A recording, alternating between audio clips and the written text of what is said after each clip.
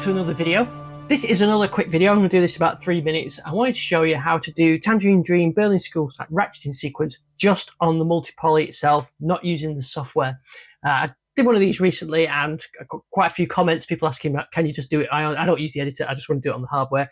You can do it perfectly easily. So that's what I'm going to show you now. So this is the kind of sequence we're going to create. I'm going to create a single layer one, but you can then expand on that idea.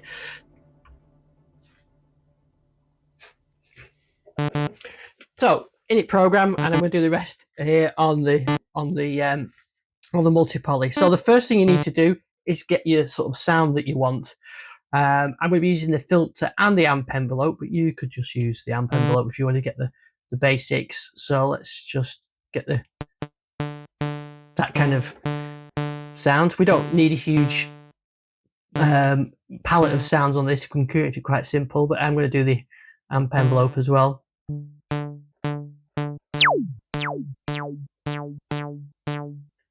Something like that. Okay. So I think what it would sound good was if we have another oscillator on there, maybe a bit lower. That'll do. Okay, so that's the basics. Now we want to look at how we actually do the ratcheting type effect. I should have mentioned it, because the ratcheting effect is like a double and triple trigger effect that you get on sort of the 70s, early 80s Tangerine Dream. It's this, I always wondered how do they do this, and this is the technique. So what I need to do now is start with the sequencer. But what we're going to be doing is triggering the amp envelope and the filter envelope from the sequencer, not using the step pulse, which would be a normal way, but actually using one of the sequencer lanes with a shape. So what we're going to need to do while we're on the filter here, we can check. We need to be the trigger for our filter and amp envelope. It needs to be the sequence lane. So we go to generators and we pick the sequence lane A. That's okay. Then we go to our amp envelope and do exactly the same thing. If you weren't bothered about filters, then you could just do the sequence lane on the amp envelope. So let's put that on there now. There we go. So still, we're not getting anything.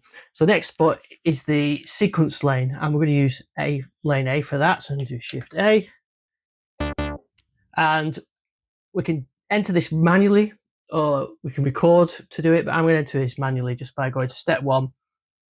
I'm going to put the value at 100%, and I'm going to set them all to 100%. Did I do that one then? Yeah.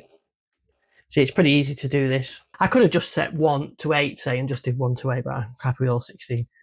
Now, it's still not triggering, and that's because all those values are at 100, so the value stays high all the time, so it never drops to trigger the envelope. So we need to use shape on that.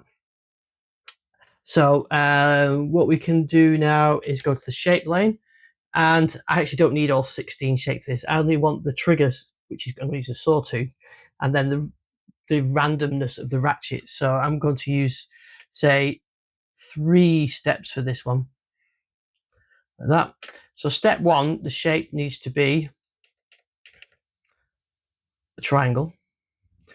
Step 2, I'm going to have it as a double trigger. So go on here till you find one that's a double trigger. That would do. And then step 3, I'm going to have a triple trigger. There is a quadruple if you wanted as well, but let's go with the triple trigger like that. Okay, now I don't want these to be going trigger, double trigger, triple trigger. I want them to always do the single trigger and then some randomness with them. So what I'm going to do here down here is the probability. I'm going to make it quite low for the triple one, especially. I'm going to make that in the, say, 20% chance.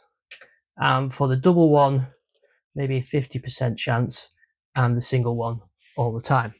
Okay, so now I need to go to the lane that I used, which was lane A, and tell it to use the shape. There, use the shape, and I'm going to make no transitions as well.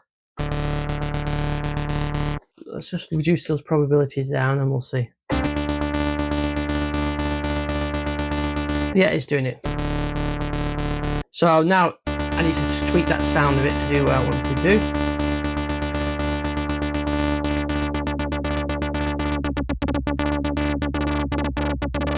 Okay, so when I play it down here, that probably sounds pretty much where I want, maybe that. But I want some pitch changes with it as well. So I can record that. So it goes record, pitch.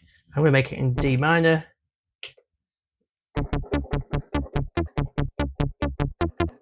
There we go, something like that, pretty random.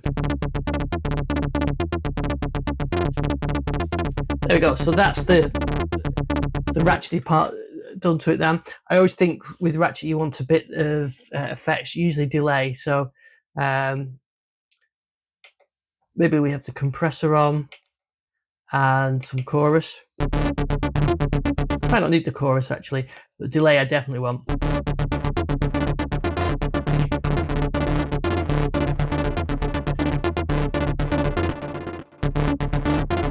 And maybe that tempo, just bring it down a bit.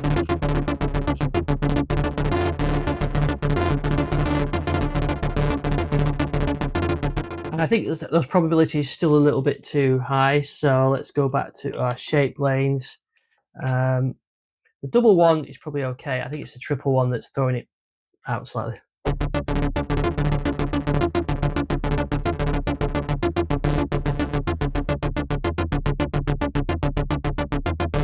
There we go, that's better, yeah. Okay, and that's it really. That's it done. It took a little bit more than 3 minutes. And it's pretty simple now. You can save that, and then you could bring that in as another layer and make some tweaks to it. Here's one that I made earlier that I can load into layer B, and then you can start to combine the two. So I've got like 2 ratchets on there now. So thanks for watching this one. So that's ratcheting just on the multi-poly, no need to use the editor. It's really that simple. Thanks for watching. Leave a comment if you've got any other suggestions for videos for the multi-poly, wave state, mod wave, either with editor, without editor. Every one of your comments I do read, and then that gives me inspiration for the next video. Thanks for watching.